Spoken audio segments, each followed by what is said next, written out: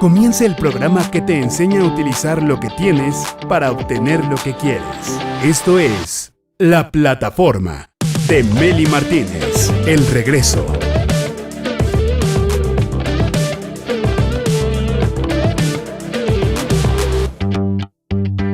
Directores de subida y de bajada también.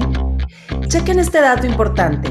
9 de cada 10 compañías en México son empresas familiares, pero solo 2 de cada 6 empresas familiares sobreviven a la primera generación, ya que solo una logra llegar a la tercera generación.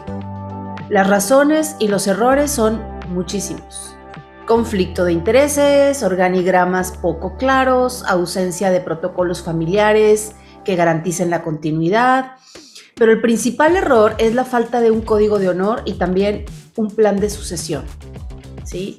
Y me refiero con el tema del código de honor que sea no negociable, pero sí renovable, porque solo el 10% de las empresas familiares tienen acuerdos o están en proceso de crearlos. Es por eso que hoy mi invitado, con toda su experiencia y estudios en empresas familiares, porque es su especialidad, nos va a decir cuáles son los roles de la familia, cuáles son los roles, de la familia dentro y fuera de la empresa, y cuáles son dentro de la empresa, ¿no? Cuáles son esos miedos que paralizan el crecimiento de las empresas familiares, y 3 áreas clave donde debe existir un código de honor. Coach de negocios Freddy Gutiérrez, bienvenido a la plataforma.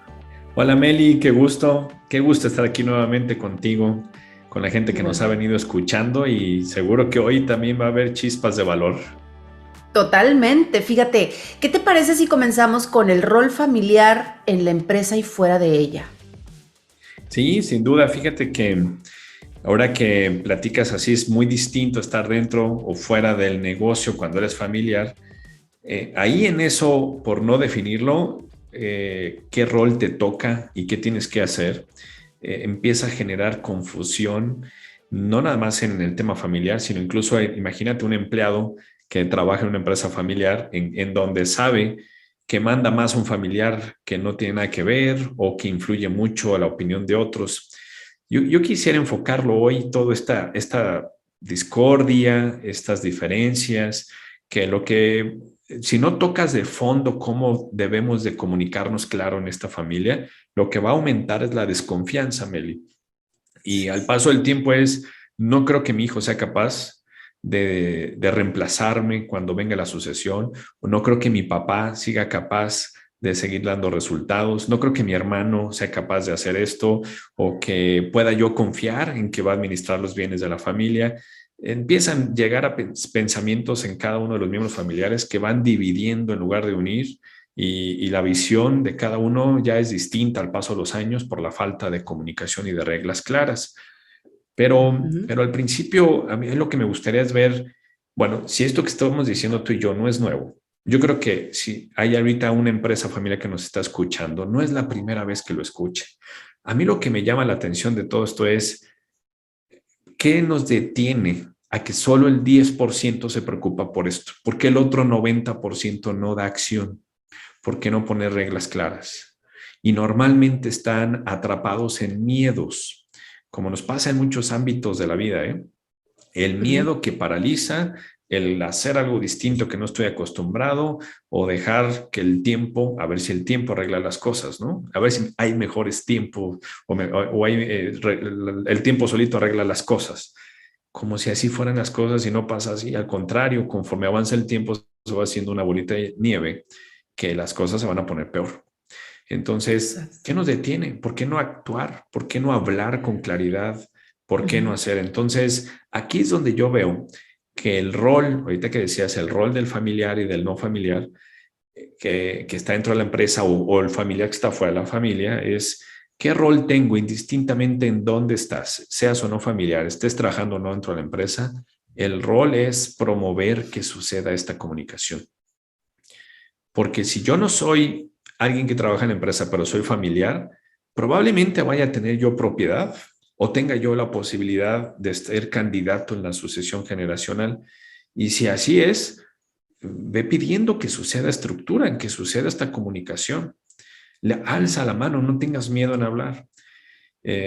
Por el otro lado, soy empleado, los roles que tengo es asegúrate de pedir que en tu empresa familiar se busque la profesionalización de los puestos, la profesionalización de lo que le toca a cada uno.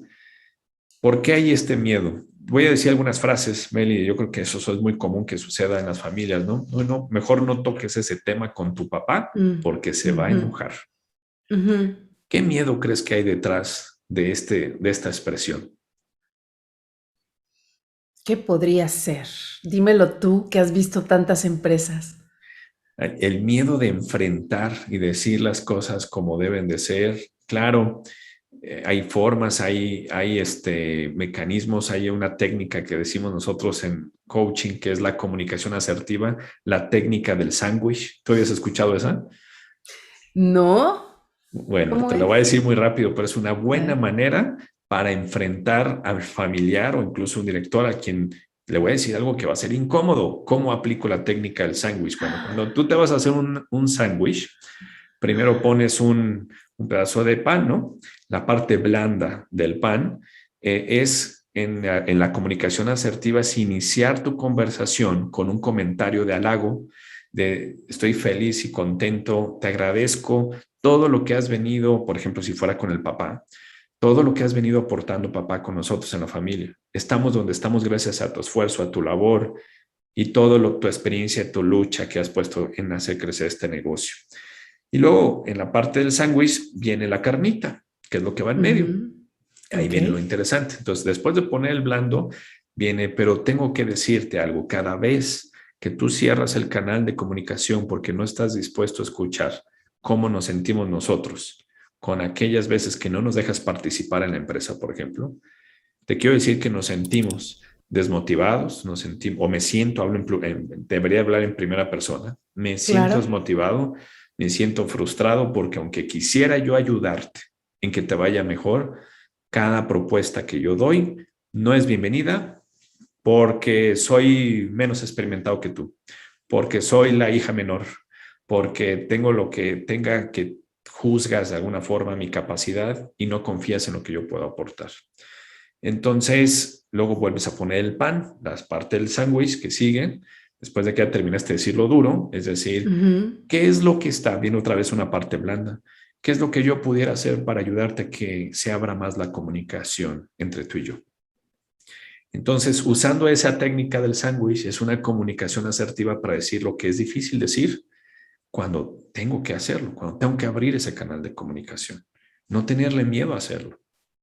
Bueno, aplica hasta en la pareja, aplica en todos los niveles de comunicación, hasta a nivel familiar. Bueno, y en este caso el ejemplo que pones es tal cual, nivel familiar dentro de la empresa, porque si esa comunicación asertiva es muy poderosa cuando decimos cómo me siento yo con lo que tú dices o haces.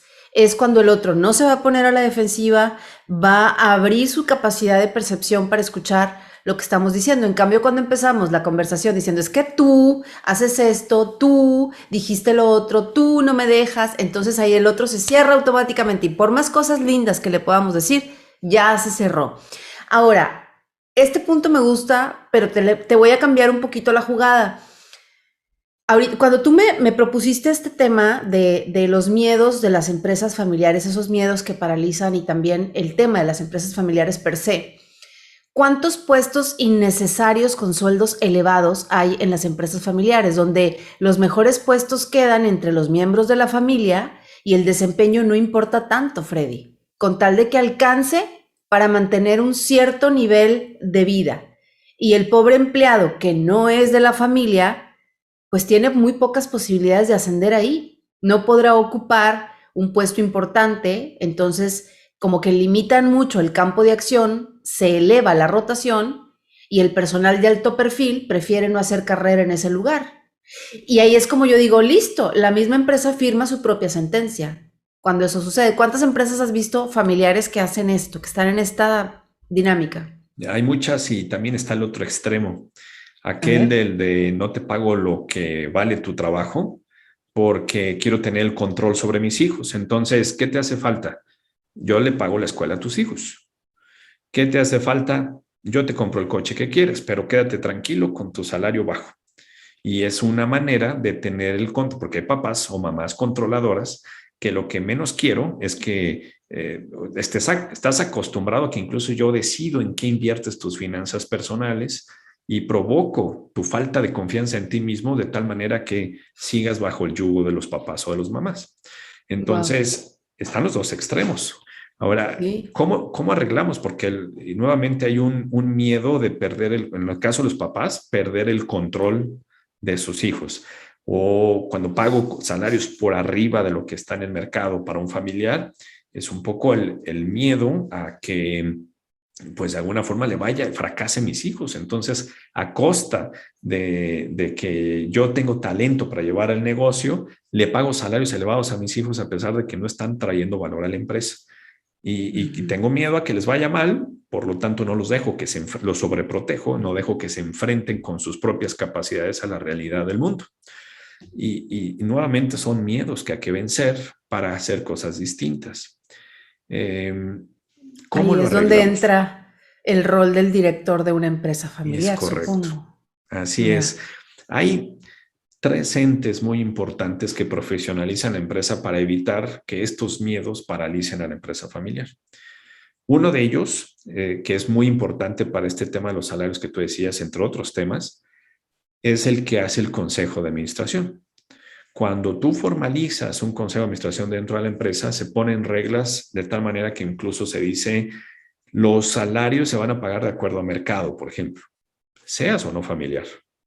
¿Y quién firma? Todos los consejeros, incluso los externos, incluso el director general. El consejo se puede formar por algunos familiares, por algunos directivos de la empresa y también por externos, consejeros externos. Y de alguna forma ese reglamento aprobado dice así se va a pagar salarios, bajo capacidades, bajo un organigrama claro, qué esperamos de ti, rendición de cuentas, es lo que hace que en el Consejo de Administración qué resultados se está dando. Entonces, cuando tú pones las reglas claras desde ahí, el que entra a trabajar a la empresa, lo que buscamos es dar el resultado, haz que se genere para lo que te contrataron. Y no es porque seas el hijo del dueño, se te va a exigir igual como se le exigiera a un director que no es familiar. Ok, Eso es lo que busca hacer el Consejo de Administración. Entonces, claro. bueno, si tú tienes miedo a poner las reglas para con tus hijos, cual sea la situación que tengas que arreglar, ármate de un consejo y si quieres, di, no fui yo solo, fue decisión en consenso de los que estamos aquí presentes. Entonces, hijo, Claro. con la pena, no podemos seguirte pagando esto. Wow. Que sí, Entonces, eso es por el lado de la empresa. Por el lado de la claro. familia, antes hablábamos de los miedos en la familia. Hay una organización que puedes crear como consejo familiar. ¿Qué es lo que busca el consejo familiar? La educación, la formación, el código de ética y de honor que decías tú al inicio, de tal manera que tanto la siguiente generación honre el trabajo de la primera generación que hizo y que trabajó, que respete lo que está sucediendo, como también la generación fundadora le dé cabida a la sucesión y diga cómo va a pasar. Entonces, ponemos reglas. Si un familiar quisiera entrar a trabajar a la empresa, tienes que cumplir esto. Tal vez estudios, experiencia en el extranjero, con la competencia, estudia finanzas al menos, o simplemente si no quieres participar, también se te va a respetar porque finalmente primero somos familia antes que empresa. Entonces, el consejo familiar puede organizar, por ejemplo, un evento al año familiar donde vamos a compartir cómo vamos con el negocio en manera genérica, pero sobre todo integración entre nosotros, abrir los canales de comunicación, aplicar las técnicas del sándwich que hagan falta, que no se pierda el amor familiar y la integración respetando la esencia de cada uno dentro de la familia. Entonces, eso es una manera de institucionalizar también la relación de la familia con el negocio. Y el Ok, tercer órgano que nos ayuda a vencer sus miedos es el de los accionistas. No todos los familiares tienen acciones, aunque todos se quieran claro. sentir dueños, pero esto es papelito habla. Y hay cuestiones legales, hay cuestiones fiscales y hay también responsabilidades que tienes que cumplir como rol de socio, de accionista. Ujú. ¿Lo entiendes? ¿Lo aprendes? O solamente estiras la mano y listo. Entonces, para que esto no suceda y para que haya sincronía entre todos, se crean 3 órganos de gobierno. Es la Junta de Accionistas, el Consejo de Administración y el Consejo Familiar. De otra forma, sin esta estructura, los Wow. miedos de cómo hacer Sí. las cosas mejor paralizan a una empresa. Sí, totalmente. Y el miedo se relaciona con el ego. El famoso ego de fundador, empresa se limita a la capacidad del fundador o al líder del grupo familiar. Entonces, si la persona es súper conservadora, el negocio va a crecer muy poco. Lento pero seguro, pero crece poco. En cambio, si el fundador es visionario y acepta riesgos, el negocio se desarrolla más rápido. Tiene mucho que ver también el temperamento, ¿verdad? Del fundador y esta apertura que tenga como para crear consejos, que es lo ideal para que la estructura funcione. Entonces aquí ya me hablaste también, mi querido Freddy, de el rol del familiar que tiene propiedad o que tiene acciones en el negocio, ¿no? Sí, y fíjate que hay ahorita que tú decías qué le toca a un familiar. Estés dentro de la empresa o no, seas accionista o no. Mi principal consejo que yo daría es, hay una frase que me encanta, Meli, que dice, los inteligentes dan respuestas correctas a las preguntas, pero los genios hacen preguntas inteligentes. Como familiar, como miembro de una empresa familiar, tengo que aprender a preguntar de manera inteligente. Es como Así aprendes es. a hacer tu rol. Es como desde joven entiendo cuando yo sea accionista aquí, cuando yo trabaje en la empresa, o si no quiero trabajar, es porque tengo claro, gracias a las preguntas inteligentes que hice durante estos años, que yo tengo que buscar otro rumbo o que sí quiero entrar a la empresa. Y gracias a esas preguntas entiendo mi rol, entiendo si hay reglas, si falta estructura, que sigue dentro de la empresa. Lo mejor que puedo hacer como accionista de una empresa es hacer preguntas inteligentes. No hay Claro. preguntas tontas en una junta de accionistas, no hay preguntas tontas en un consejo de administración. Lo Ok. que necesitamos son genialidades que gracias a una pregunta abra la visión, el panorama de lo que no estábamos viendo, ¿no? Así es, sí. Y si el fundador tiene visión y quiere que su empresa trascienda a nuevas generaciones, a sus hijos, sus nietos, sus bisnietos, pues va a tener que decidir dejar el negocio en manos de un equipo de gente capacitada, elegidos por un consejo administrativo, no al azar y no porque le toca el puesto al hijo, ¿verdad? Porque se da, en la mayoría de los casos. Entonces, ¿cuál sería tu conclusión de este tema, mi querido Freddy? Yo llegaría al punto en que tengamos claro qué rol me toca, qué quiero hacer, en el qué quiero hacer, qué me falta para prepararme y llegar a hacer eso. No es qué le pido a la empresa familiar, no es qué le pido a mis papás, no es qué le pido a mis hijos, es que estoy dispuesto yo a dar para que esa persona le vaya mejor, porque si le va mejor al papá, al que trabaja en la empresa, si le va mejor al colaborador, nos va bien a todos. No es sacar, sino es qué aporto yo. Entonces, haz preguntas inteligentes para que entiendas cómo puedo yo aportar más valor desde el rol que me toca desempeñar el día de hoy.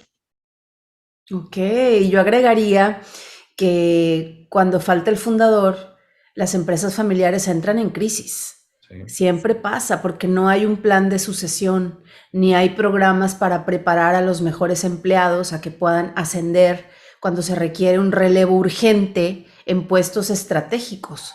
¿Cuántos fundadores de empresas se han ido en estos 2 últimos años de pandemia que hemos tenido, mi querido Freddy? Sí. ¿Cuántos? Y los hijos se quedan sin conocer qué hacer con el dinero, qué hacer con las cuentas, seguimos o no con el proyecto. Mi papá dejó una mega construcción a la mitad, no sabemos qué hacer con eso.